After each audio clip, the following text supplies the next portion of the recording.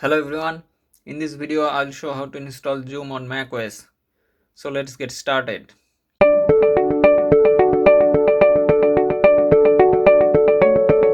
First open your favorite browser and then search for Zoom download.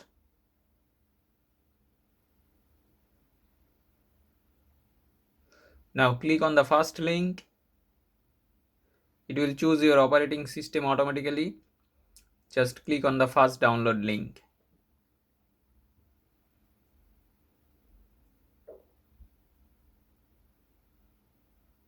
It will start downloading. Click on keep. Now I will open it in Finder window. So it is a software package. Now I will right click it and click on open. Now the installation window has appeared. Just click on continue. Then click on install. It will ask for your password. I will just input my password.